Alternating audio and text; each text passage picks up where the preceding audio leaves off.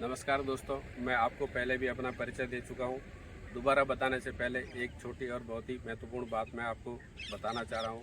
हमारे देश भारतवर्ष में हर 1 मिनट में एक एक्सीडेंट होता है और इस एक्सीडेंट के कारण हर चौथे मिनट में एक मौत होती है, जिसको देखते हुए उत्तराखंड ट्रैफिक द्वारा सीपीयू का गठन किया गया है।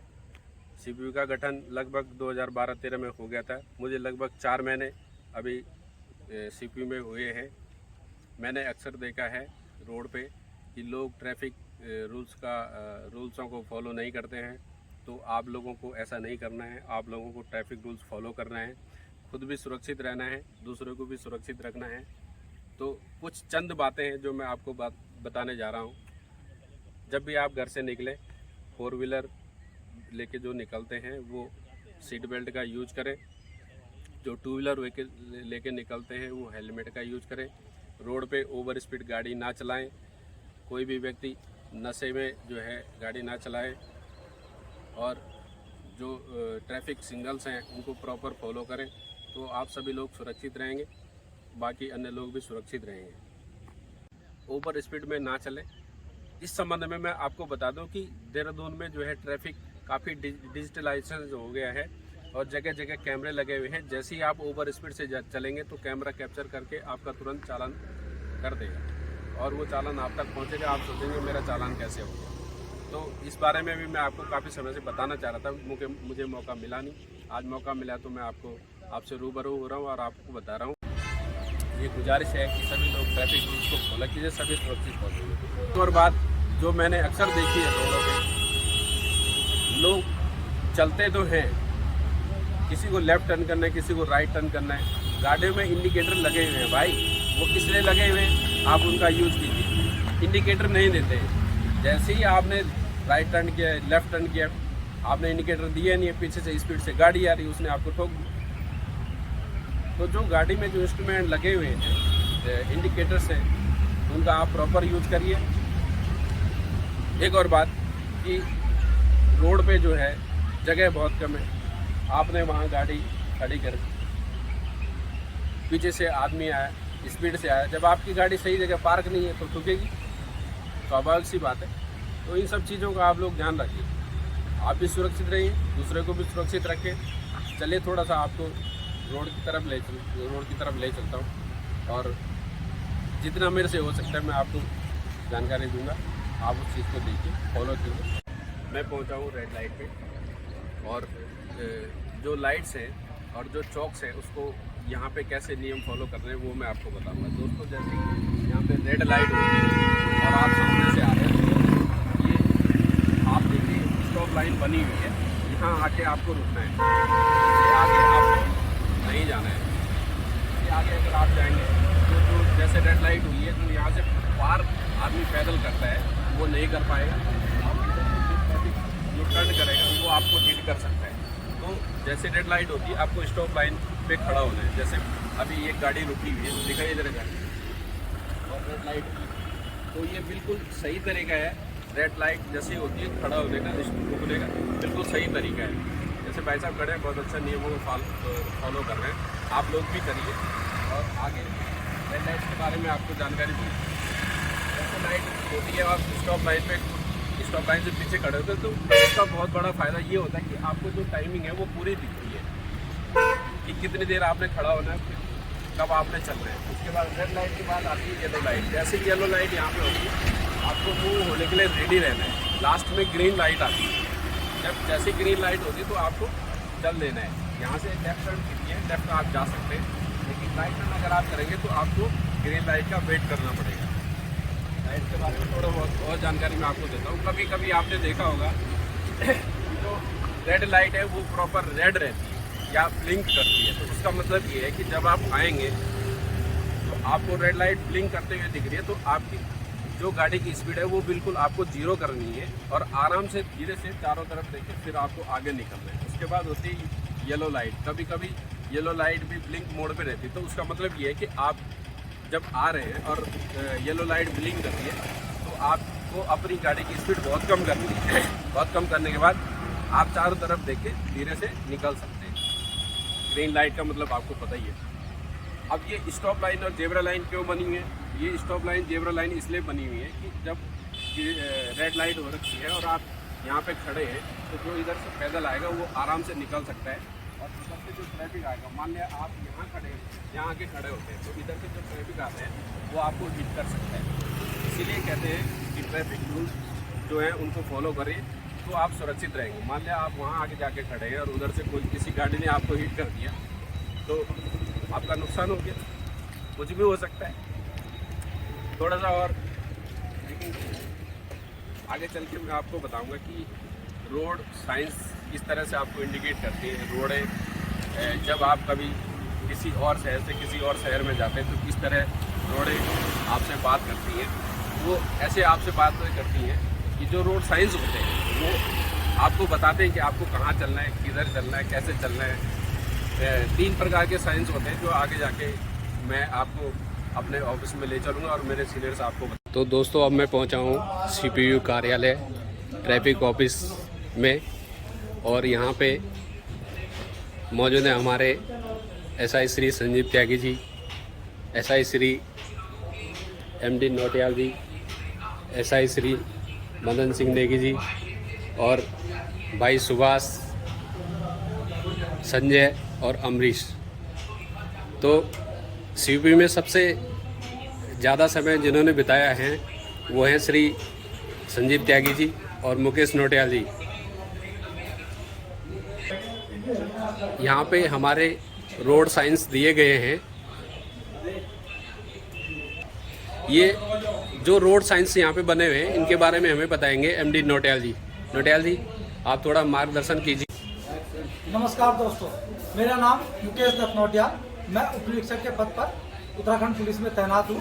वर्ष 2009 से वर्तमान में CPU में SI के पद पर नियुक्त हूँ 2019 से। ठीक है, तो मैं आज आपको रोड सेफ्टी से संबंधित जो साइंस होते हैं उनके संबंध में जानकारी दूंगा। ठीक है, जैसे कि आप मेरे पीछे देख रहे होंगे चार्ट बना हुआ है। ठीक है, तो इस संबंध में सबसे पहले आप देख रहे होंगे मैंडेटरी है, कॉशनरी और इंफॉर्मेटरी है।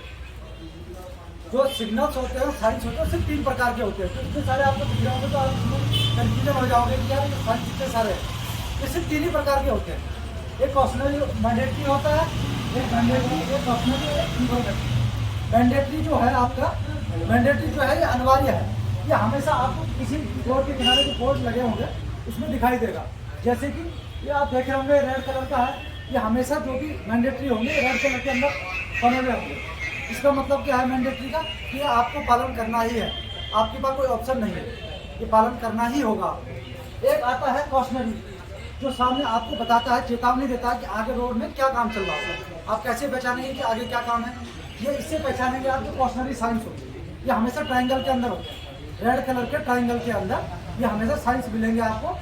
जैसे आगे काम चल रहा है, जैसे ये देखिए आगे रोड तिरछी है, मोड़ पे है, या ये फुटपाथ बना हुआ है, जेब्रा क्रॉसिंग के लिए है, ये आगे रेलवे फाटक है, ये सब इसके अंदर दिखेंगे आपको।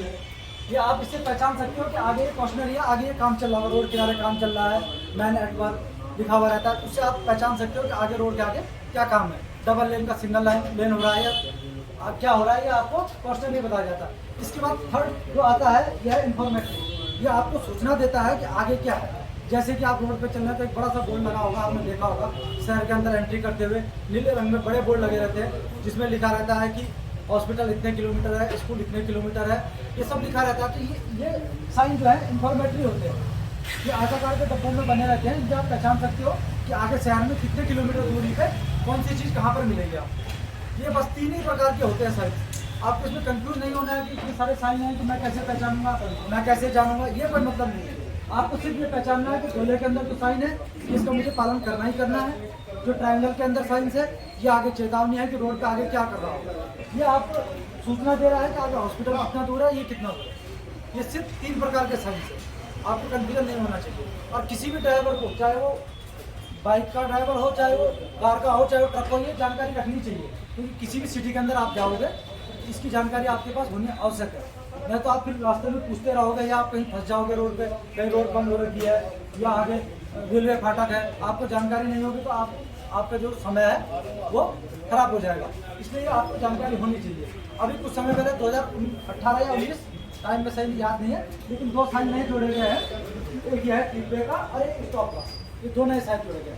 कीपवे होता है जब आप गली से मेन रोड पे निकल रहे हैं, तो गली से निकलते हुए आपको पहले आपको ब्रेक आपको लेना है, क्योंकि आप छोटी रोड से बड़ी रोड पे जा रहे हैं। बड़ी रोड वाला हमेशा चलता रहेगा, आपको पहले लेफ्ट राइट देखना, क्योंकि आप छोटी रोड से निकल रहे हैं। इसलिए ये साइन वहाँ पर बनाया जाता है गली के पास में, गिव वे, यानी कि आपको ब्रेक मारना है, क्योंकि आप छोटी रोड से आ रहे हैं, आपको ब्रेक मारना है, सामने वाले को पहले जाने देना है, फिर आप देखोगे लेफ्ट राइट कि कोई गाड़ी नहीं आ रही, फिर आप क्रॉस कर सकते हो उसको। गिव वे का मतलब है। एक ये स्टॉप है, ये स्टॉप का साइन है, ये भी नए जोड़े गए हैं। स्टॉप का साइन है, अगर कोई इसे बीच में लेके आता है तो यानी कि आपको रुकना चाहिए, और रुकना अनिवार्य है आपके लिए। ठीक है, आज के लिए धन्यवाद दोस्तों, शुक्रिया।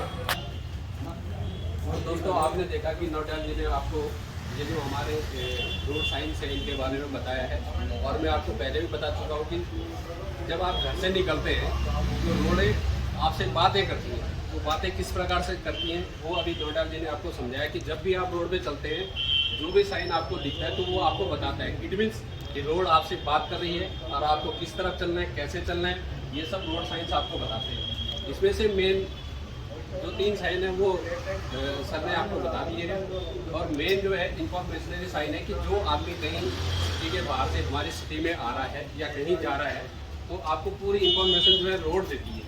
तो इस तरीके से रोड आपसे बात करती है, आप समझ गए होंगे। तो ट्रैफिक अवेयरनेस के बारे में आगे कुछ और बताने के लिए मैं हमारे सीनियर सर श्री संजीव त्यागी जी आपको बताएंगे।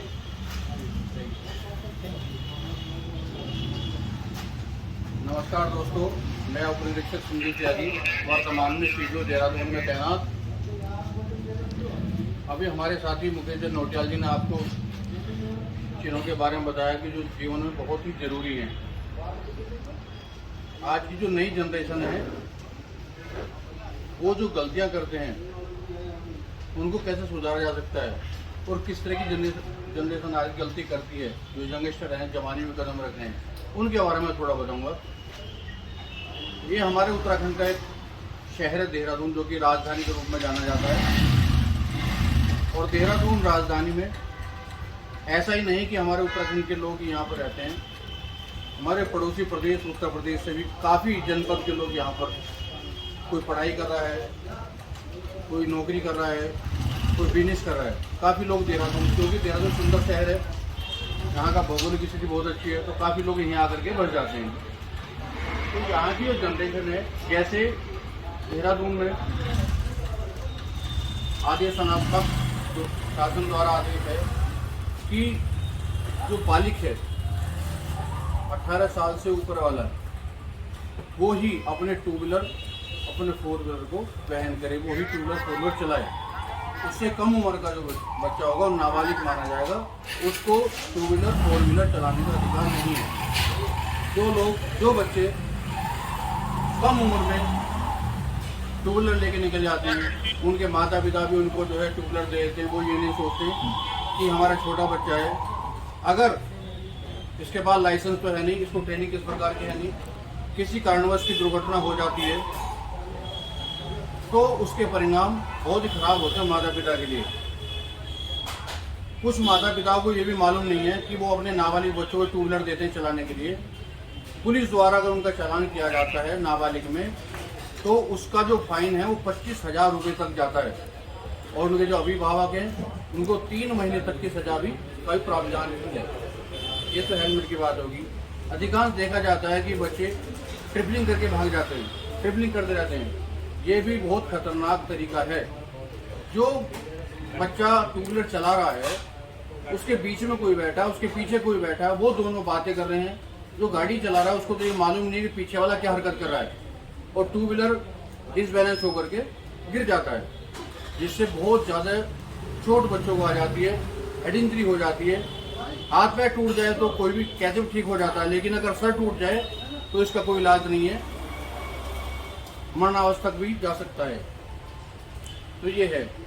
और देहरादून में अधिकांश लोग, जो सबसे बड़ी समस्या देहरादून की है, जो मैं देहरादून के लोगों को जागरूक करना चाहूँगा कि देहरादून एक छोटा शहर है, यहाँ पर लोगों के पास बहुत ज़्यादा वाहन हैं, पहले एक घर में एक बड़ी गाड़ी या एक दो छोटी गाड़ी होती थी।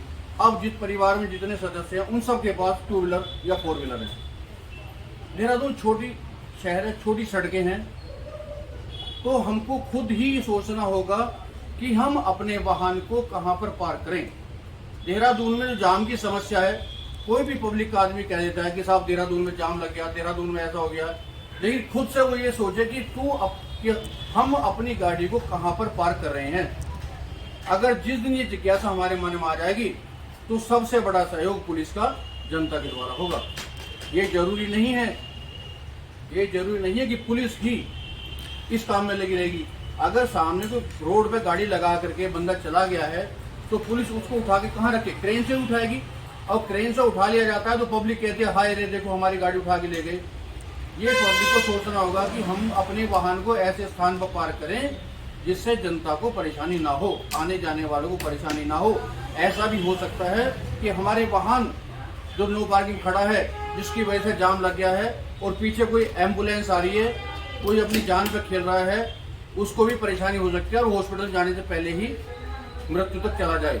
ये केवल हमारी गलती की वजह से होता है। तो मेरी आग्रह है देहरादून की जनता से कि अपने वाहन को सही जगह पार्क करें, पुलिस का सहयोग करें। धन्यवाद।